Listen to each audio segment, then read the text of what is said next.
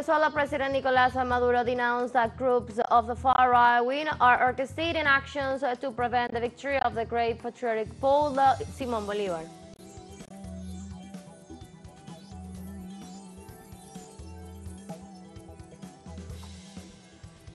The Congress of Mexico City approved a law that punishes the crimes of transfeminicide for genocide and transphobia, which is a victory for the LGBTIQ plus movement and the feminist fight.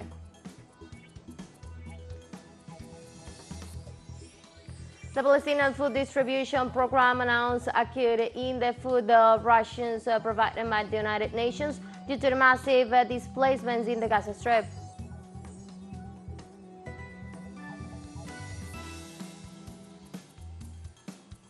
Hello, welcome to From the South. I'm Ana Marrero from the teleSUR headquarters in Caracas, Venezuela. We begin with the news. Stay with us.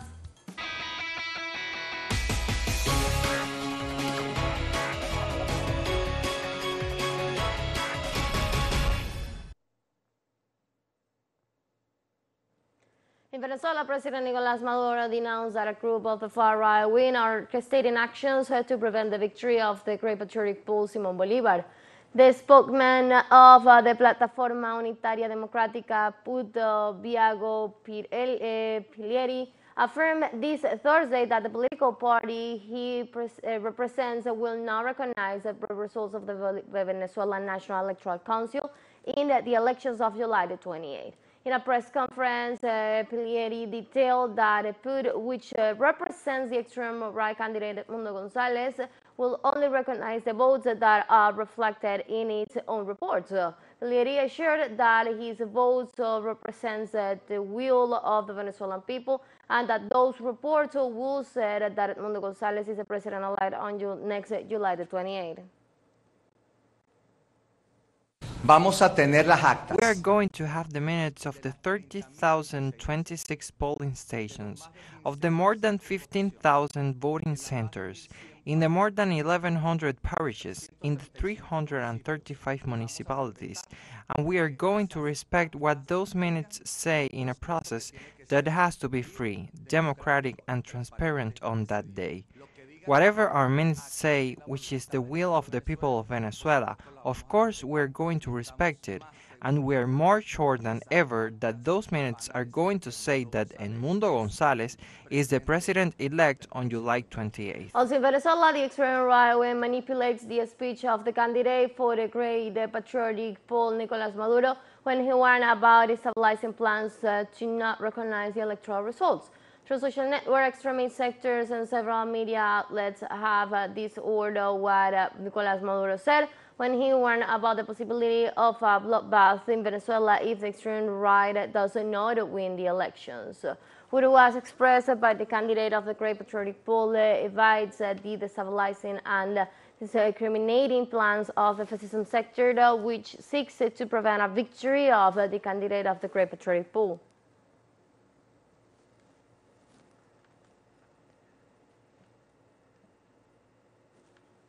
Chavista forces in Venezuela mobilized in support of presidential candidate Nicolás Maduro as part of the presidential campaign.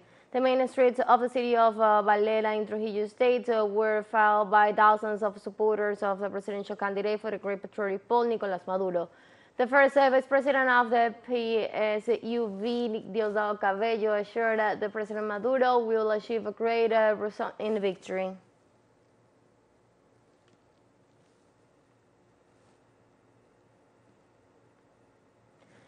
With 1 week left for the closing of the electoral campaign in Venezuela, candidate Nicolás Maduro warned that if the fascism right wing comes to power, a popular revolution will be inevitable because a persecution against the Chavista would be unleashed. Our correspondent Madeleine Garcia with the story.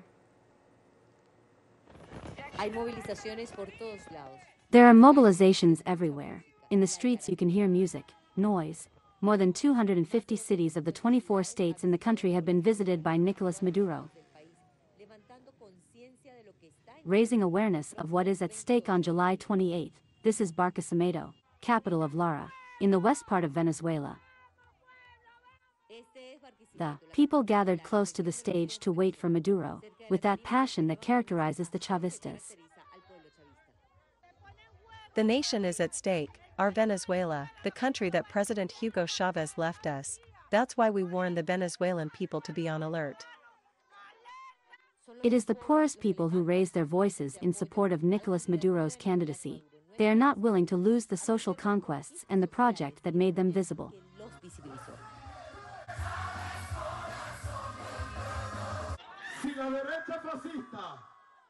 If the fascist right wing were to deceive the people,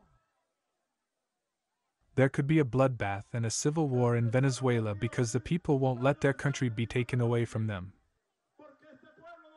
They won't let them hand over the Eastern Guayana.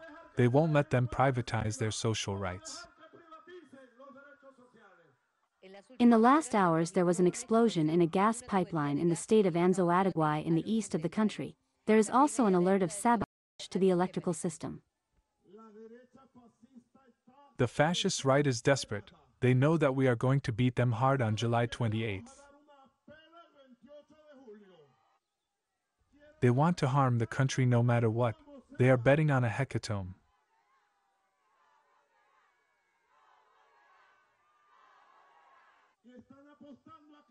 A tragedy. That something will happen. Earlier he visited Carora, another city in the Lara state, an agricultural region, where he carried with him the same message to vote for peace.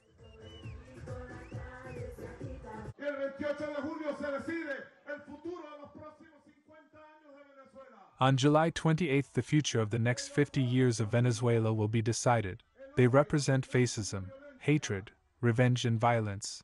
We represent love and peace. The socialist and humanist model is at stake. The alternative is neoliberalism and privatization. Venezuelans have less than 2 weeks to make a choice.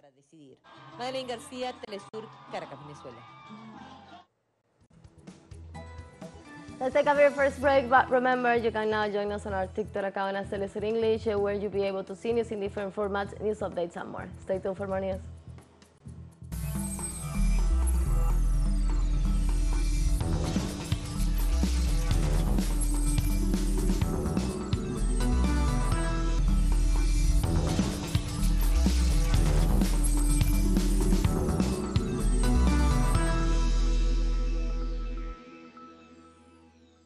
Welcome back to From the South.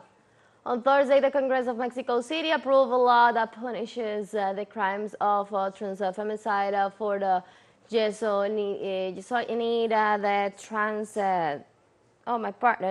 transphobia, which is a victory of the LGBTQIQ plus movement and the feminist fight. This law, which is called the Paola Buenrostro Law, was approved with 5 votes in favor and 1 against. It also typifies transfemicide as part of the systematic and patriarchal violence, where the perpetrators of these crimes might be punished with penalties ranging from 35 to 70 years in prison.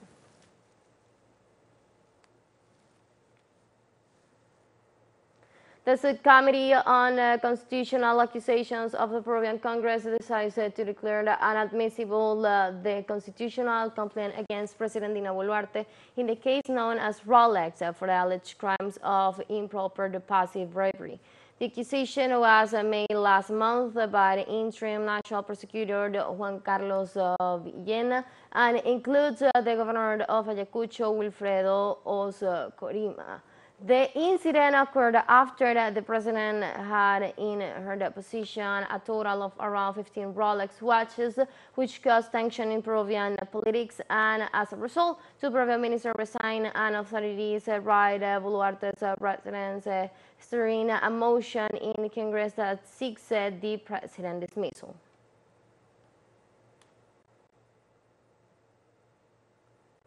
Colombian authorities captured 52 people on Thursday following the murder of social leaders and peace signatories.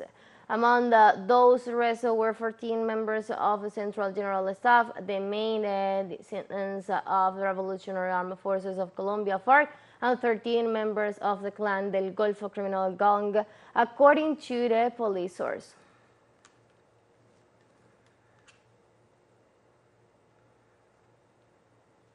Social organizations in Argentina report on Thursday the failure of the negotiations of the minimum vital and mobile wage council and the state, while the state will establish by decree the wage allocation. The current value is $234,000, and the employees declared that they will only rise it to $264,000 in October, with the stages increases. The Autonomous Workers Central of Argentina denounced the complicity of the government with the big company economics ropes.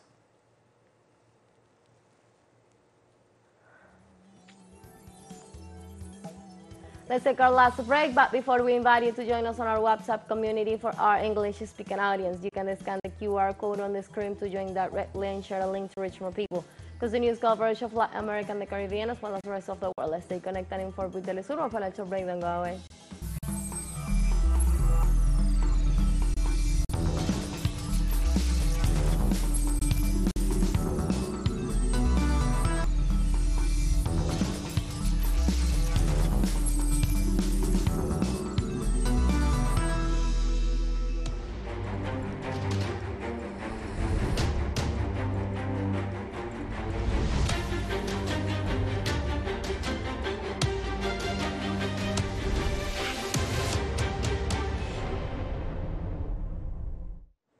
Welcome back. The Palestinian Food Distribution Program announced a kit in the food rations provided by the United Nations due to the massive displacements in the Gaza Strip. The most recent reports of the United Nations organizations points out that 9 out of 10 Palestinians moved to the refugee camps at least once a month after being evicted by the occupying forces. On the other hand, the workers reduced their food consumption to guarantee the supply to the new refugees.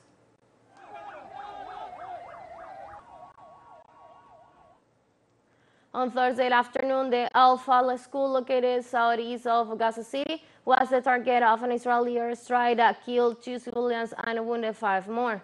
According to the local sources, after the deadly blast, the victims were transferred to the Arab Al-Ali hospital in Gaza City. Since October 2023, the Israeli aggressions in the Gaza Strip has killed more than 38,000 Palestinians, most of them women and children.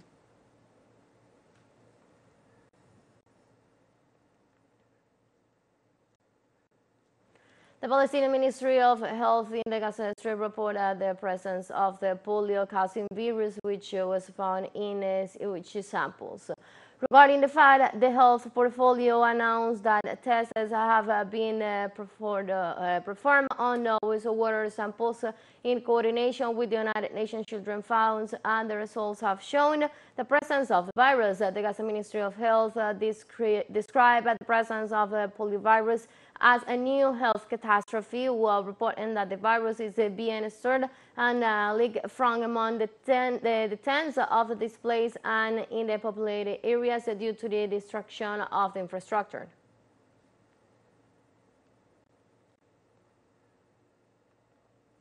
During the meeting of the United Nations Security Council to discuss the situation in the Middle East, Russian Foreign Minister Sergei Lavrov denounced the shipment of weapons by the United States to Israel.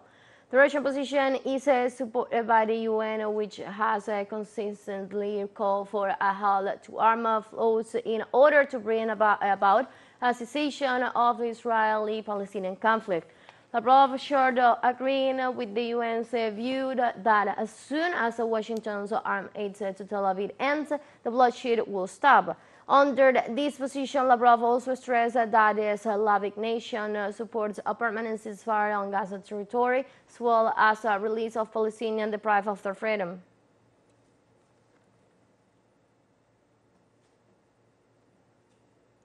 And changing topics, a failure in a computer system left the Microsoft Azure program inactive on Friday, which blocked the activity of companies around the world.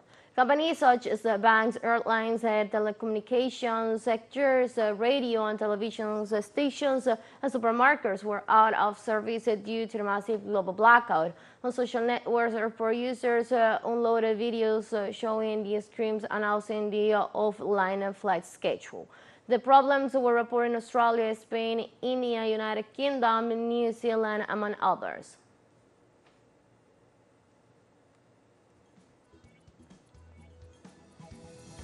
We have come to the end of this news brief, but you can find this and many other stories on our website at telesurenglish.net. You can also join us on our socials. We're on Facebook, on X, and on Instagram as well. For TeleSUR English and from the South, I'm Ana Marrero. Thank you for watching.